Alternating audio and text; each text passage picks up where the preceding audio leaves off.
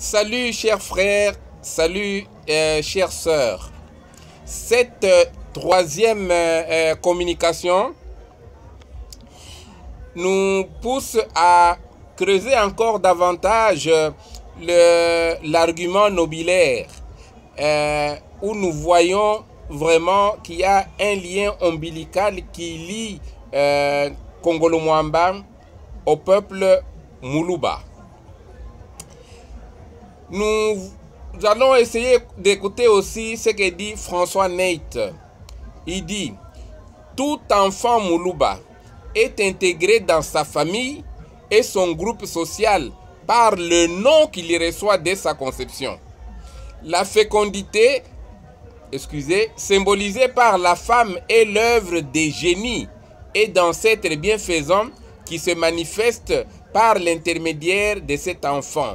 Il y reçoit de leur nom et son identité. Ce phénomène-là, il est jusqu'aujourd'hui très en vogue dans les villages. Dès qu'il y a un enfant qui naît, on demande les Walonda Iyagne, Walumba Iyagne, qui vient de naître? C'est quel esprit? C'est quel grand frère? C'est quel grand-père? C'est quel père? Qui vient de renaître dans l'enfant? Dijna Diamunda, le nom de l'essence intime. Et c'est même par son nom qu'on est reconnu dans la société. C'est même d'ailleurs par ce nom-là, quand quelqu'un meurt, qu'on l'exalte, qu'on l'encense, qu'on le magnifie dans le Lulumbi, dans un chant héroïque traditionnel. Et dès qu'on cite quelqu'un par ce nom, directement tout le monde sait, ah, quand on dit directement tout le monde comprend que le nom un nom comme Mutombo, un nom comme Kazadi, un nom comme, mais ce nom là c'était un nom. Maintenant il faut voir qui est ce Mutombo qui est né, qui est ce Kazadi qui est né, qui est cet ancêtre ou cet esprit qui s'est incarné. Pourquoi il doit s'appeler Banza? Qui est ce Banza? C'est l'esprit Banza Mukala qui est né. C'est l'esprit Monga qui est né. C'est l'esprit Kulwa Maninga qui est né. C'est l'esprit Kibawa qui vient. C'est l'esprit Kakudi qui vient. C'est l'esprit Kabila qui vient. Voilà la manière de penser des Baluba. On se préoccupe vraiment lorsqu'il y a un enfant qui naît de savoir qui est venu. Et tant qu'on n'a pas déterminé l'esprit qui est venu, qui s'est incarné dans la mère, c'est un problème sérieux. Parce qu'on suppose que l'homme et la femme, l'homme amène la matière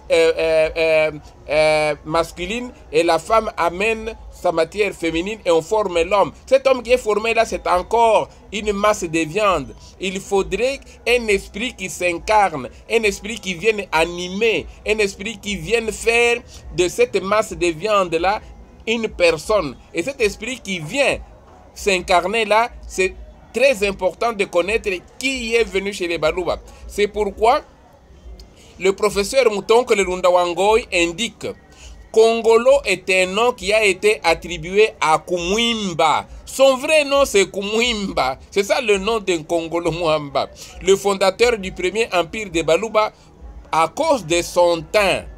Kumwimba a été appelé Kongolo à cause de son teint. Et on l'appellera Mwamba parce que c'est le nom de sa maman. On y arrivera aussi.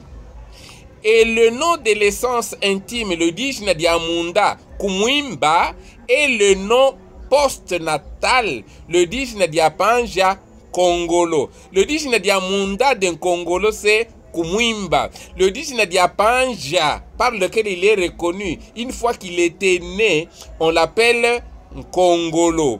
Conféré dans un contexte socioculturel Kiluba, où seuls ils reçoivent la plénitude de leur signification. Ces noms-là, Nkongolo et Kumwimba, attestent pour tout esprit épris de vérité que Kongolo était assurément citoyen et natif Muluba, locuteur du Kiluba. Ainsi, nous clôturons avec l'argument nobilaire. Nous verrons la fois prochaine l'argument sémantique. Nous continuons donc petit à petit à creuser, à pénétrer, à entrer en profondeur Et ça nous permet aussi de saisir la culture des Baluba. Merci, chers frères et sœurs. Continuez à nous suivre. Hein. Ne vous fatiguez pas.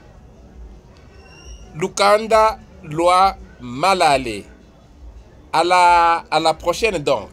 Merci.